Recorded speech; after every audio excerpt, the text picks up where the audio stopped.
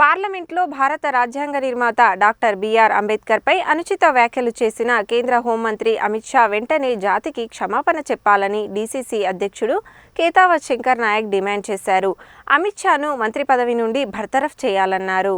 ఆదివారం నల్లగొండలోని రాష్ట్ర మంత్రి కోమటిరెడ్డి వెంకటరెడ్డి క్యాంపు కార్యాలయంలో పట్టణ కాంగ్రెస్ పార్టీ అధ్యక్షుడు గుమ్ముల మోహన్ రెడ్డి, మున్సిపల్ చైర్మన్ బుర్రి శ్రీనివాస్ రెడ్డితో కలిసి ఏర్పాటు చేసిన విలేకరుల సమావేశంలో ఆయన మాట్లాడుతూ భారత రాజ్యాంగాన్ని ఎన్నో ప్రపంచ దేశాలు ఆదర్శంగా తీసుకున్నాయని అన్నారు. రాజ్యాంగాన్ని రాసిన డాక్టర్ బిఆర్ అంబేద్కర్ ప్రపంచం గర్వించదగ్గ వ్యక్తి అని, అలాంటి మహోన్నత వ్యక్తిపై పార్లమెంటు సాక్షిగా హోంమంత్రి అమిత్ షా అనుచిత వ్యాఖ్యలు చేసి దేశ ప్రజల మనోభావాలను దెబ్బతీసే విధంగా వ్యవహరించాడని అన్నారు. డాక్టర్ బిఆర్ అంబేద్కర్ అందరివాడని, బడుగు బలహీన వర్గాలు, దళితుల సంక్షేమం కోసం ఎంతో కృషి చేశాడని తెలిపారు. అంబేద్కర్ రాసిన రాజ్యాంగంతోనే ప్రత్యేక తెలంగాణ రాష్ట్రం ఏర్పడిందని స్పష్టం చేశారు.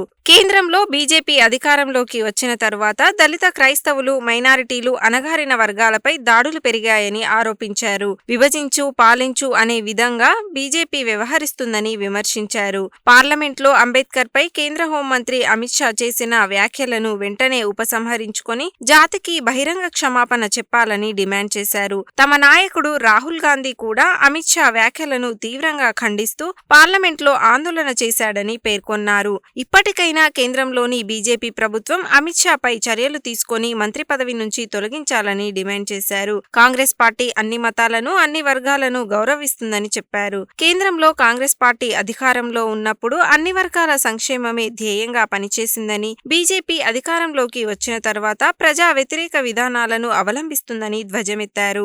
అమిత్ షా వ్యాఖ్యలకు నిరసనగా సోమవారం నల్లగొండ జిల్లా కేంద్రంలో కాంగ్రెస్ పార్టీ ఆధ్వర్యంలో మంత్రి కోమటిరెడ్డి వెంకటరెడ్డి క్యాంపు కార్యాలయం నుంచి కలెక్టరేట్ వరకు ర్యాలీ నిర్వహించి కలెక్టరేట్ కు వినతి పత్రం అందజేయడం జరుగుతుందని తెలిపారు. ఈ ర్యాలీలో పలువురు కాంగ్రెస్ పార్టీ ఎమ్మెల్యేలు, పార్టీ ప్రజాప్రతినిధులు, నాయకులు, కార్యకర్తలు, పార్టీ అనుబంధ సంఘాల నాయకులంతా పాల్గొంటారని తెలిపారు. ఈ విలేకరుల సమావేశంలో Nalgonda market committee chairman Jukuri Ramesh, Congress party నాయకులు నంద్యాల వీర బ్రహ్మానందరెడ్డి, పిల్లి రమేష్ యాదవ్, కిన్నెర అంజీ, పేర్ల ఈశ్వర్ తదితరులు ఉన్నారు. నల్గొండ మన మంత్రి గారి క్యాంప్ కార్యాలయంలో ప్రెస్ మీట్కి వచ్చినటువంటి మా గౌరవనీయులు బుర్రి శ్రీనివాస్ రెడ్డి గారు, మున్సిపల్ చైర్మన్ గారికి, అదేవిధంగా పట్టణ అధ్యక్షులు మోహన్ రెడ్డి గారికి, మన మిత్రులందరికీ కూడా పేరు పేరు నమస్కారాలు తెలియజేస్తా ఉన్నాను. ఏదేమైనా నాడు రాజ్యాంగ నిర్మాత, అణగారిన వర్గాలకు చెందినటువంటి వ్యక్తి, ఆనాడు ఒక పేద కుటుంబంలో పుట్టి ఉన్నత చదువులు చదివి ఇలా భారతదేశంలోనే కాకుండా ప్రపంచ దేశాల పేరు గాంచినటువంటి వ్యక్తి డాక్టర్ బిఆర్ అంబేద్కర్ గారు. కేంద్రంలో బీజేపీ వచ్చినాక బీజేపీ ప్రభుత్వం వచ్చిన 10 సంవత్సరాలలో దళిత, క్రైస్తవుల మీద, మైనార్టీల మీద, అణగారిన వర్గాల మీద దాడి చేస్తూ ఉన్నది. అదేవిధంగా మొన్న పార్లమెంట్లో అంబేద్కర్పై అమిత్ షా గారు అనుచిత వ్యాఖ్యలు చేసినాడు. ఆ వ్యాఖ్యలను తీవ్రంగా కాంగ్రెస్ పార్టీ ఖండిస్తూ ఉన్నది. అదేవిధంగా రాహుల్ గాంధీ గారు, తర్వాత మా కాంగ్రెస్ పార్టీ పక్షాన్ని అందరూ రోజు పార్లమెంట్ ఆవరణలో జై భీమ్ అని నినాదాలు చేస్తూ ఉన్నారు.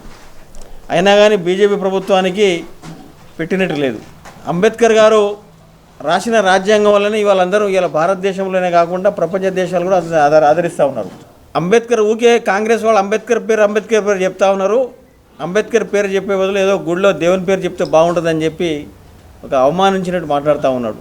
దేవుడు అందరికీ దేవుడే, కానీ అంబేద్కర్ గారు కూడా ఇలా రాసిన రాజ్యాంగంలో పొందుపరిచిన చాలా ఆర్టికల్స్తోనే ఇలా తెలంగాణ వచ్చింది, చిన్న చిన్న రాష్ట్రాలు వచ్చినాయి, బడుగు బలహీన వర్గాలకు రిజర్వేషన్ వచ్చింది. ఇలా అంత రిజర్వేషన్ పేరుతో ఇలా రాజకీయంగా పదవులు వచ్చినాయి, చదువులు చదువుకుంటారు, ఐఏఎస్లు అయ్యారు, ఐపీఎస్లు అయ్యారు, చాలామంది అయ్యారు. కాబట్టి అతన్ని గౌరవించాల్సిన అవసరం ఉన్నది. ఇలా కాబట్టి ఇలా అంబేద్కర్ గారిని అవమానపరిచినందుకు బీజేపీ పార్టీ నాడు మొదటి నుంచి ఉన్న పార్టీ కాదు. బీజేపీ పార్టీ మధ్యలో వచ్చిన పార్టీ అది. ఆంగ్లేయులకు మధ్యవర్తిత్వం చేసింది, మీడియేటర్ చేసిండ్రు వాళ్ళు బీజేపీ పార్టీ వాళ్ళు. కాంగ్రెస్ పార్టీ ఇట్లా చేయలే. ప్రజల కోసం, తర్వాత కాంగ్రెస్ పార్టీ అణగారిన వర్గాల కోసం ఇందిరాగాంధీ కానివ్వండి, రాజీవ్ గాంధీ కానివ్వండి, ఆ తర్వాత జవహర్లాల్ నెహ్రూ గారు కానివ్వండి, ప్రజల కోసం పనిచేసారు.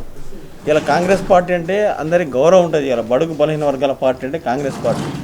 కాబట్టి ఈ బీజేపీ పార్టీ మధ్యలో వచ్చిన పార్టీ మధ్యలోనే ప్రజలందరూ ఎప్పుడో ఒకసారి బుద్ధి చెప్తారు.